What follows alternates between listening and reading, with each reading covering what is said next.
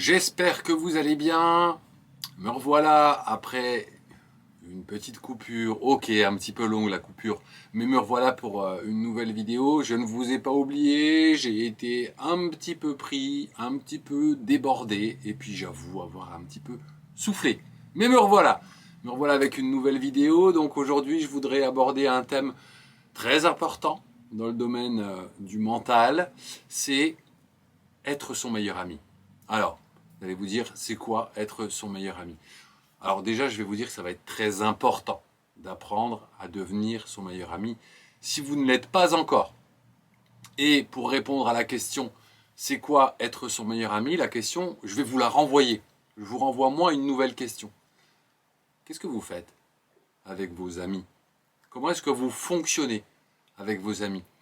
euh, Imaginons que vous avez une de vos amies ou un de vos amis qui subit une galère, qui est dans la difficulté, qui a raté quelque chose, un examen, un entretien d'embauche, etc. Comment vous réagissez quand vous allez le voir? Vous lui dites oh, qu'est-ce que t'es nul, oh, mais pourquoi t'as fait comme ci et pas comme ça, oh, je t'avais prévenu que t'allais te planter de toute façon si tu fonctionnais comme ça. Est-ce que c'est comme ça que vous fonctionnez avec vos amis? À l'inverse, votre ami réussit quelque chose. Il a un entretien d'embauche, il a un examen, il a le permis à passer, etc. Et qu'il réussit cette épreuve. Est-ce que vous arrivez en lui disant ouais mais attends c'était facile quand même. Franchement, tout le monde aurait réussi. C'est normal que tu aies réussi.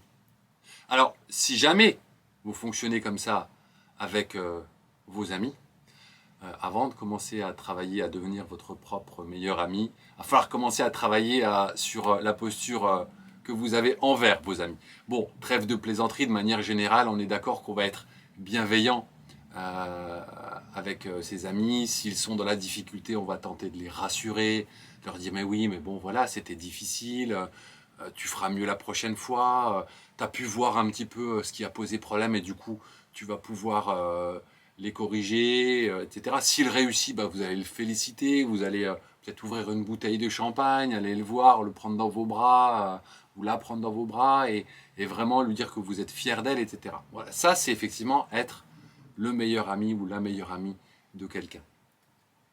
Remonter le moral quand la personne est en difficulté, l'encourager, la féliciter quand elle réussit quelque chose.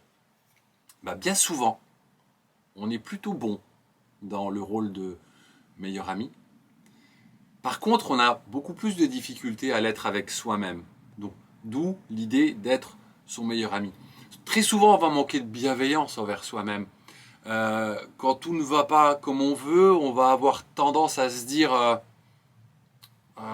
ouais, allez, force-toi, t'as manqué de ci, t'as manqué de ça. Et on a tendance, avec soi-même, encore une fois, à s'en demander beaucoup, voire beaucoup trop, et surtout à ne pas se pardonner les erreurs, les échecs, les choses qu'on a pu manquer. Donc, si je résume, on va encourager les autres, mais pour soi, c'est beaucoup plus difficile. Ben, il va être très important d'apprendre à être avec soi, comme on est, avec ses meilleurs amis. Et là, je ne parle pas de pensée positive ici. C'est vraiment apprendre à avoir de l'empathie envers soi-même, de la compassion pour soi. C'est accepter qu'on ne soit pas parfait, tout comme on accepte que nos amis ne le soient pas. Accepter qu'on ait le droit de faire des erreurs. Ton ou ta meilleure amie, ça va être important que ce soit toi, déjà. Et si tu te poses une question, que tu as des doutes et que tu en parles autour de toi, dont à ta meilleure amie, à qui vas-tu le prêter le plus d'attention? À ta meilleure amie, ton meilleur ami, ou pas? Est-ce que tu vas avoir tendance, si tu poses une question dans ton entourage, à plutôt suivre les conseils de ta meilleure amie ou de ton meilleur ami qui te connaît super bien, ou plutôt d'autres personnes de qui tu te sens moins proche? Ben, la réponse est simple, tu vas avoir tendance effectivement à être beaucoup plus attentive à ce que va te dire ton ou ta meilleure amie. D'où l'idée de devenir ton ou ta propre meilleure amie. Nous sommes la personne qui nous connaissions le mieux. Donc ça va être intéressant quand même d'apprendre à se parler correctement. Ça va être également important qu'on apprenne à s'écouter aussi. Donc apprendre à se parler correctement, apprendre à s'écouter. Et là, je vais faire un détour avec les valeurs. Imaginons que la valeur solidarité soit forte chez moi. Et que je suis dans un sport d'équipe. Je vais alors soutenir un membre de l'équipe quand il y a une galère. Eh bien, en fait, il va falloir que cette valeur, je sois capable aussi de me l'appliquer à moi. Et que je sois solidaire avec moi-même si à un moment donné, je suis en difficulté.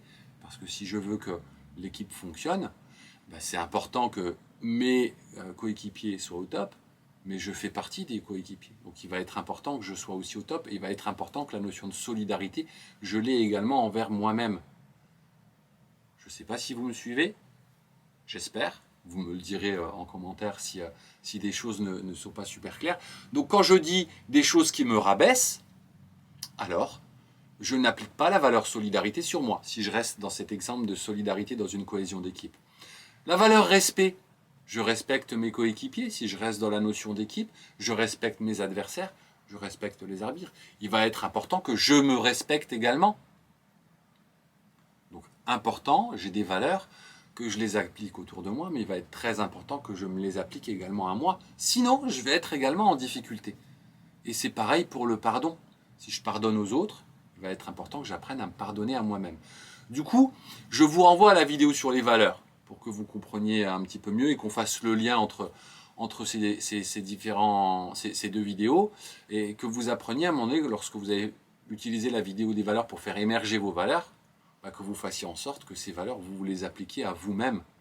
Parce que vous êtes la personne, je le répète, qui vous connaît le mieux, et ça va être à vous en fait de vous prendre par la main lorsqu'on est en difficulté. Parce que lorsqu'on agresse les autres par la critique, ils se mettent sur la défensive. Vous êtes d'accord là-dessus? Si à un moment donné, très souvent, je critique quelque chose, la personne elle va se mettre sur la défensive. Eh ben moi je vais faire pareil. Si je me critique, je vais avoir tendance à me mettre moi-même sur la défensive et à perdre ma confiance.